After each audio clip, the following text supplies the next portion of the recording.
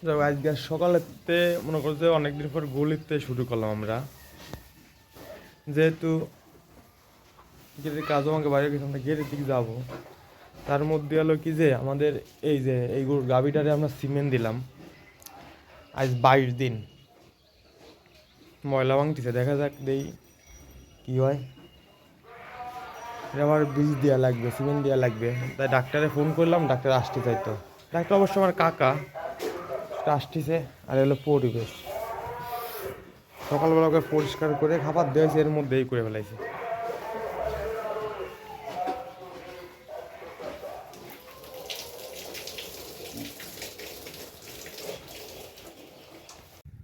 বাড়িতে চলে এসেছিল গেরে, এই যে নজেলার ফিলান্সার নষ্ট হয়ে গেছে। আবার কিছুদিন আগে তো হেড পাল্টালাম, লাইলার পিস্টান, মোবিল চেম্বার সবই পাল্টাইছি। পাল্টানোর পরে আবার নজেলার ফিলান্সার গেছে।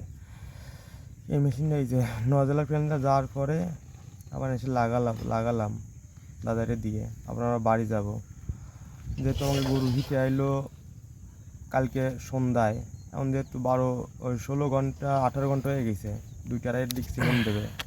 মেশিন টেশিন সাইডে যাওয়ার পরে আমরা আবার গলি যাই, ডাক্তার আসলে সিমেন্ট দেবো আর কি। এইভাবেই দড়ি ভর থাকতে হয়, করা যাবে কি। খামার যত বেশি, কাজ তত বেশি।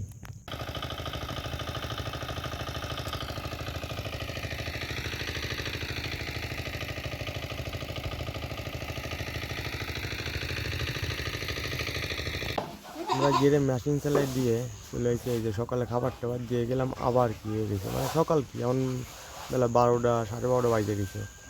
আমাদের খাবার দেবো, তা এসে দেখলাম যে গুলির এই অবস্থা, মাথালো নষ্ট। তার মানে এদের দিনের ভিতরে 5বার তো কমান আসতে হবে, আর অধিক তো আছে। তাহলে একটা মানুষ দূরত্ব কত সময় পারে, দৌড়ের পরই থাকতে হয় সারাদিন।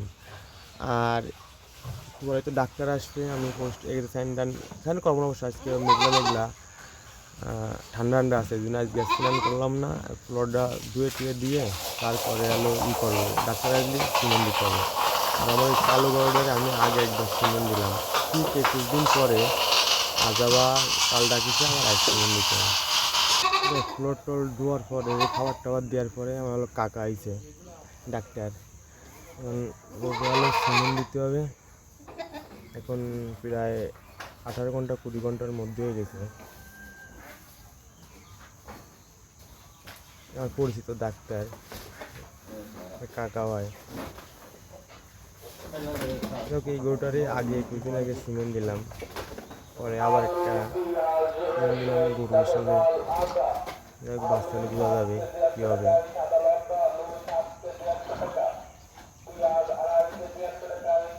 এবার মেন, আর আমার এই বকনাটাও কাবু হয়ে গেছে অবশ্যই। ওষুধ খাওয়াচ্ছি। এই দহিটার সময় হয়েছে, আগে একবার চূড়া ডাকছে, ডাক ধরায়নি এই শরীরে। যাই হোক, সিমেন্ট দিলাম আবার, দেখি এরপর আবার হয়তো গেটে যাবো।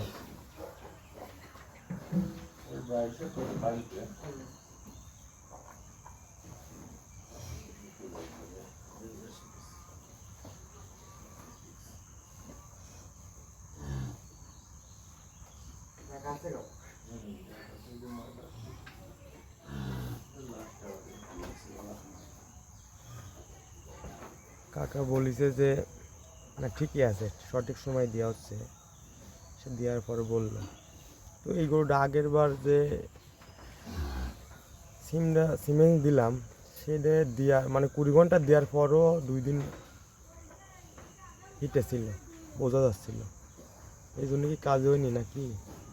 তারপর বাবার কাছে শুনলাম, বাবা বললো কি আগের বার আমরা 2বার দিলাম, মানে এর আগে কিনা ছিল তো ওইটাই 2বার দেওয়ার পরে দৌড়িছে নতুন গরু তো। যাই হোক, দেখি হয়। এবার এর সরাই বাঁধতে হবে, যাতে ও 1 ঘন্টা না বসতে পারে বা শুতে পারে। এই জন্য ওইখান থেকে সরাই আমি অন্য জায়গায় বাঁধবো।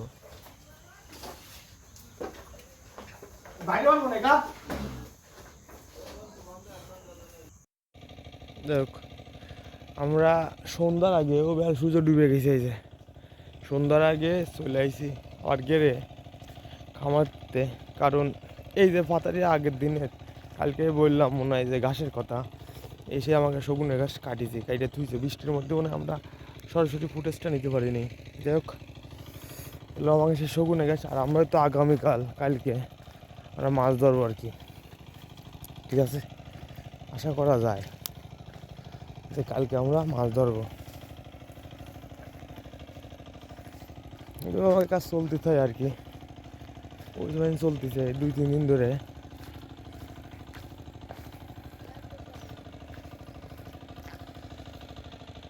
আমরা সন্ধ্যার আগে ও বেলা সূর্য ডুবে গেছে, এই যে সন্ধ্যার আগে চলে আইছি আর গেরে খামারতে। কারণ এই যে পাতারি আগের দিনে কালকে বললাম মনে হয় যে ঘাসের কথা, এসে আমাকে শগুনের ঘাস কাটিয়েছে, কাইটে থুইছে। বৃষ্টির মধ্যে মনে হয় আমরা সরাসরি ফুটেজটা নিতে পারিনি। যাই হোক, এলো আমাকে সে শগুনের ঘাস। আর আমরা তো কালকে আমরা মাছ ধরবো আর কি।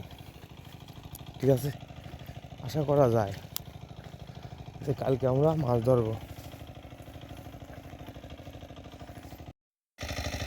এই হলো বর্তমান আমার গেরের পরিবেশ। আশা করা যায় কালকে জায়গায় যাবে, কালকে আমরা মাছ ধরতে পারবো। সেই গাছ নিয়ে যাচ্ছে এখন,